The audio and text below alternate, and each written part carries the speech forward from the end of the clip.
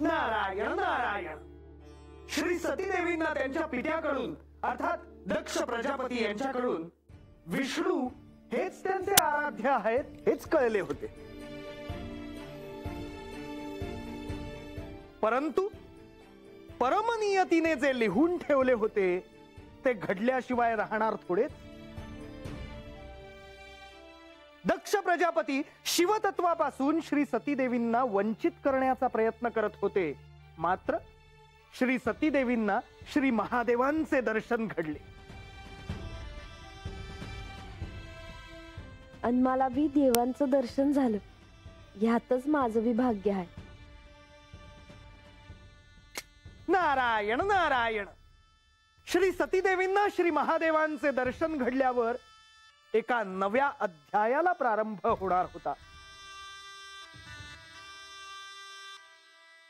मुनिवर, सतीदेवींच्या माता पित्यांना याबद्दल कल्पना नव्हती का? म्हणजे आज न उद्या हे होणारच आहे हे तर त्यांना ज्ञातच होते ना? नाही देवी, हे असे काही घडेल याची त्यांना कल्पना देखील नव्हती। परंतु आपली कन्या ही अजून घरी कशी आली नाही याची मात्र त्यांना काळजी अर्थातच होती।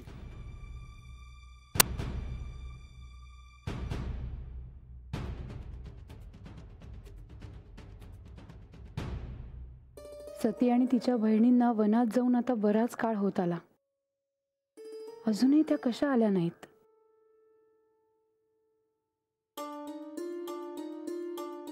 काही नको ते घडाल नको म्हणजे झालं।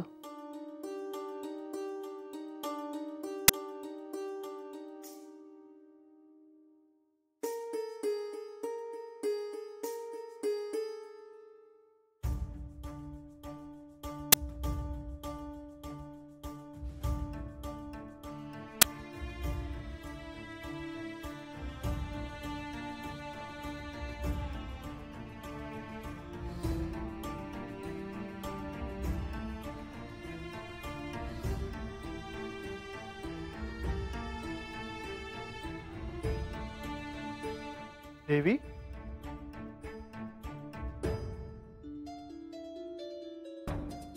तुमच्या मुखावर चिंता मला स्पष्ट जाणवते आहे। काय झाले आहे देवी?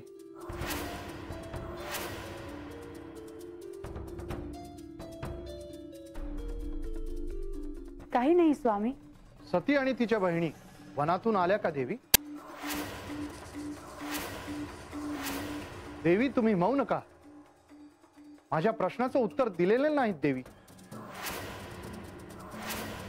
नाही स्वामी, त्या अजून राजवाड्यात परत आल्या नाहीत।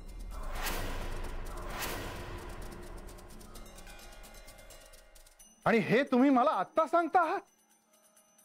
खरं तर त्या वनातून कधीच आल्या असतील असे समजून आम्ही त्यांना भेट द्यायला इथे आलो आहोत। मी तुम्हाला सांगायला येणारच होते, पण आजवर मी सतीला या राजवाड्याबाहेर जाऊ दिलं नाही। याचे कारण तुम्हाला ज्ञात आहे। कोणतेही अनिष्ट घडू नये यासाठी मी प्रयत्नशील होतो आजवर। पण तुम्ही असा विचार का करत आहात की काहीतरी अरिष्ट घडलं असेल? आपल्या राजवाड्यात श्री नारायणांच्या जपाशिवाय दुसऱ्या कोणाचाही जप कधीही कुणीही केलेला नाही। असे असताना आपल्या कानावर पडलेला ध्वनी आपल्या स्मरणात नाही का?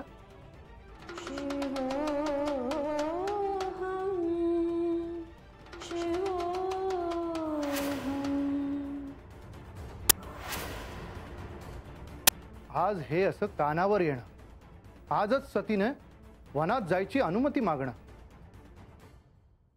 आणि आजच हे असं तिनं न येणं, हे केवळ योगायोग नाहीये देवी, हे ध्यानात ठेवा।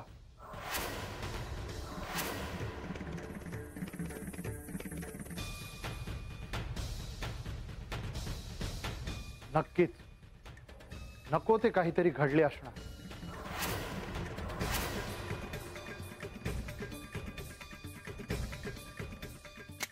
नारायण नारायण। देवी प्रसूती यांना याची जाणीव होती की आपल्या पोटी साक्षात भगवतींनी जन्म घेतला आहे आणि तेही दक्ष प्रजापती यांच्या प्रार्थनेमुळे. कारण प्रजापती दक्षानेच श्री भगवती देवींकडे तशी मागणी केली होती. ज्यामुळे केवळ ह्याच नाही तर प्रत्येकच सर्गात त्या त्यांची पुत्री म्हणून जन्म घेतील असा वर दक्ष प्रजापतींना मिळाला होता. परंतु आपल्या पित्याला साक्षात श्री ब्रह्मदेवांना पूजेपासून वंचित केलं याचा राग त्यांना होताच. देवी प्रसूतींना त्यावेळी काय वाटलं असेल हे मी समजू शकते. आपली कन्या अजून घरी आली नाही यासाठी त्या चिंतेत असणारच. होय देवी, दक्ष प्रजापती यांच्या इतर कन्याही श्री सतीदेवींबरोबर गेल्या होत्या, परंतु देवी प्रसूती यांना सती देवींची काळजी अधिक होती. असं का ते आपण जाणतोच. कारण श्री सती देवींचा विवाह श्री महादेवांशी होणार होता आणि त्यासाठी प्रजापतींचा विरोध होता.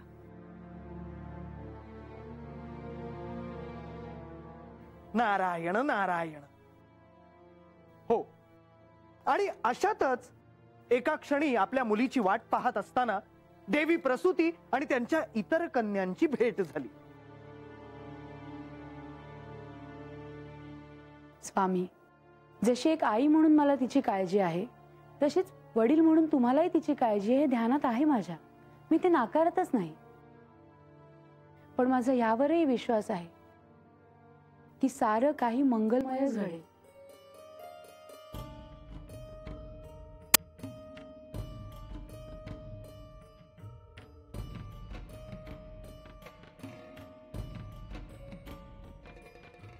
बघा, माझ्या मुली आल्या. सती कुठे आहे?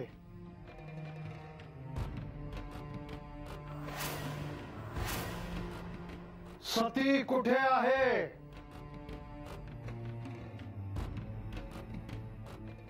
तुम्ही वनात एकत्र गेला होतात. तुम्ही परत आलात, पण सती कुठे दिसत नाही. माते, वनात आमची आणि सतीची ताटातूट झाली.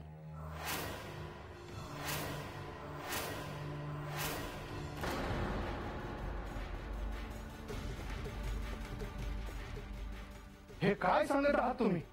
तुम्हाला तुमच्या बहिणीकडे ध्यान देता आले नाही? क्षमा असावी पिताश्री,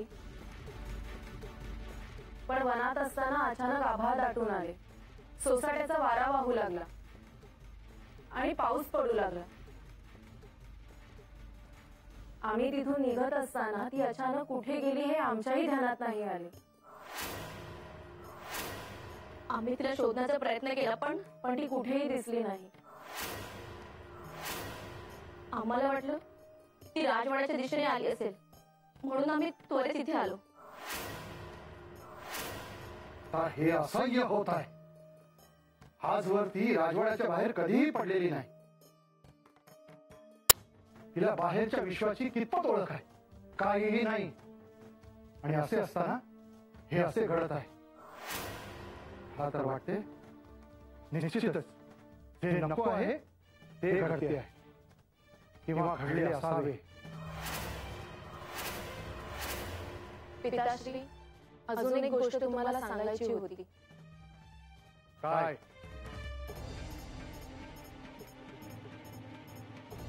आज वनात जात असताना आम्हाला शिवोहम असा आवाज सतत कानी पडत होता.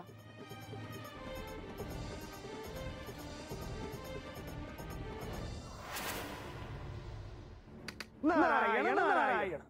देवी प्रसूती यांची चिंता आता वाढतच चालली होती. श्री सतीदेवी कुठे असतील, त्या कशा असतील या विचाराने त्या अधिक अस्वस्थ होत होत्या.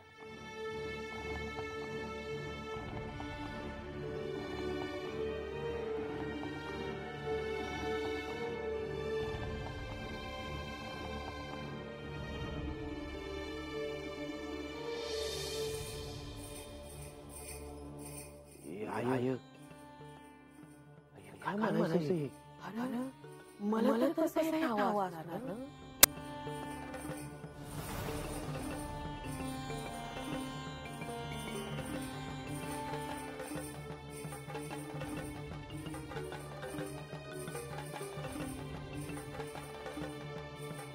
पिताश्री साक्षात आपण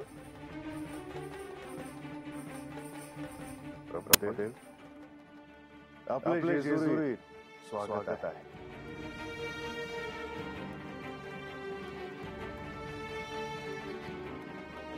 आख्यानामध्ये तुमच्याबद्दल लई ऐकलं आहे बघा. पण आज तुमचं दर्शन झालं. शुभम भवतु.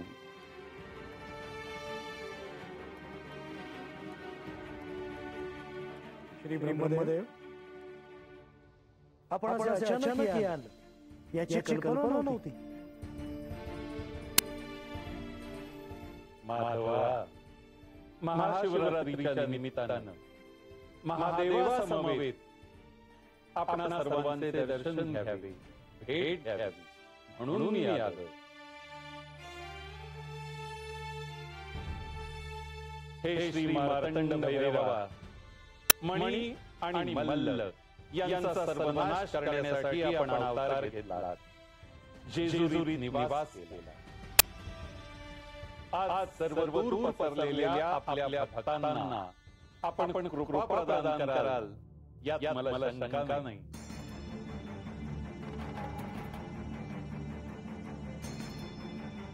प्रभुदेव, आपण त्रिमूर्तींपैकी एक आहात. कुणी भक्ताने जर भक्तिभावाने आपल्याला साथ घातली तर आपण आपली कृपादृष्टी त्यांना निश्चितच प्रदान करा.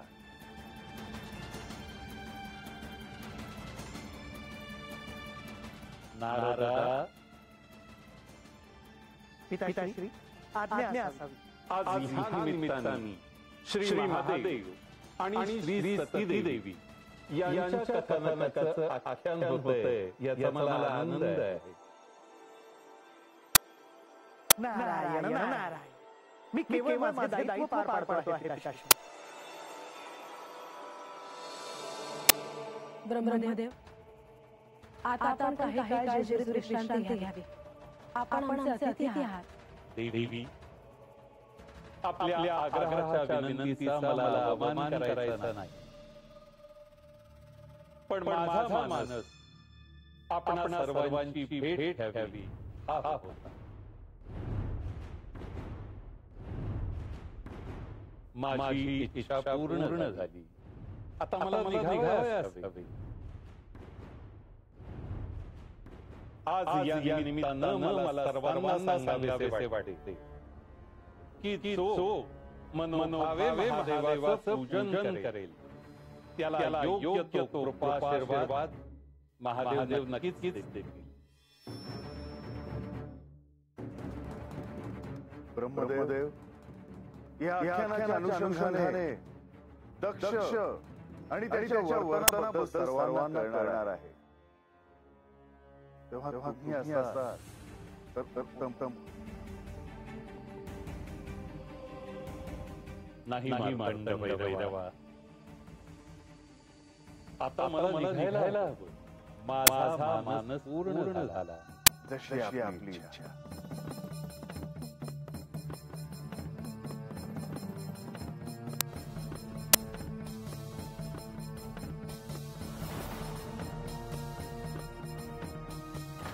देवा, आता आख्यानाला पुन्हा प्रारंभ करण्याची अनुमती द्यावी. होय होय. नारायण नारायण. दक्ष प्रजापतीच्या भल्या राजवाड्यात देवी प्रसूती यांना केवळ एकच चिंता होती आणि ती म्हणजे आपली कन्या सती अजून कशी परत आली नाही.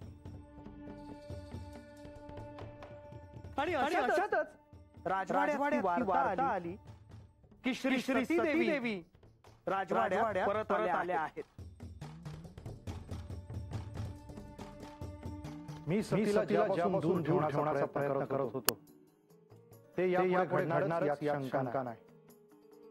मला ठाऊक होतं की असं काहीतरी घडू शकतं, म्हणून मी तिला राजवाड्याबाहेर जाण्याची परवानगी नाकारत होतो. पण आज तुम्ही आग्रह केलात म्हणून मी सुद्धा निश्चिंत झालो आणि अनुमती दिली. हे करायला नको होतं हे आम्हाला प्रकर्षाने आता जाणवत आहे.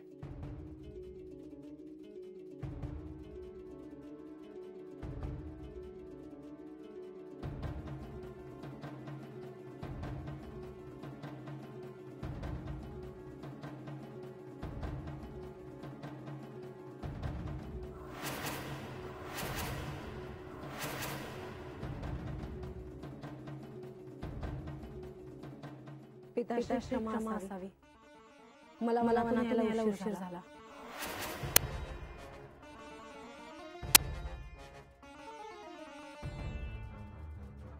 तुझ्या बहिणीकडून कळलं आम्हाला काय झालं ते.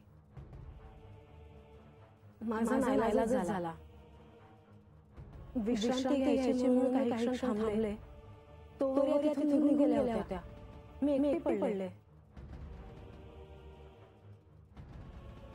असे पुन्हा होणार नाही सती. खरं तर यावेळी यांनी तुमच्यासोबत सैनिकांना पाठवलं असतं तर ही समस्या उद्भवलीच नसती. केवळ इतकंच घडले नाही. हो ना सती? बोल सती. तुझी आणि तुझ्या बहिणीची वाट वेगळी झाल्यानंतर पुढे काय घडले?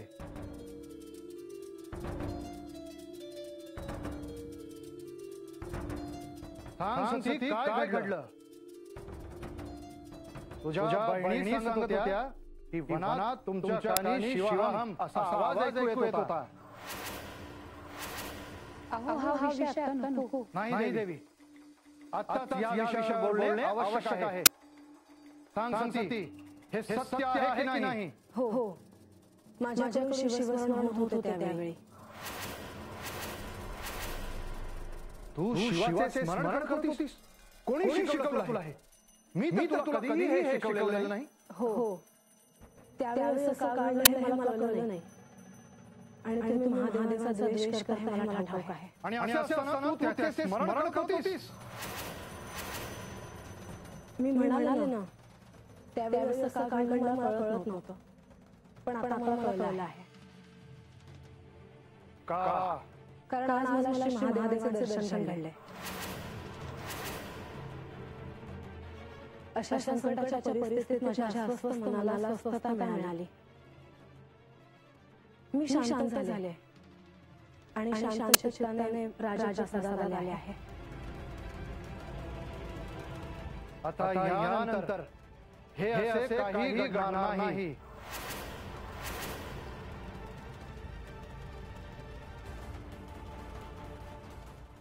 नारायण नारायण.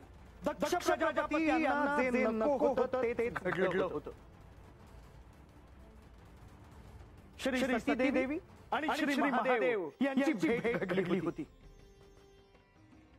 त्यांचा राग अनावर झाला होता. आता काय करावं आणि काय करू नये असे त्यांना झाले होते. म्हणजे ते काही बोलले नाही सती देवीसनी? केवळ बोलून काय साध्य झालं असतं? श्री सतीदेवींना आता श्री महादेवांबद्दल कळलं होतं आणि आता त्यांना या विचारधारेपासून परावृत्त करावं हा एकच विचार दक्ष प्रजापती यांच्या मनात होता.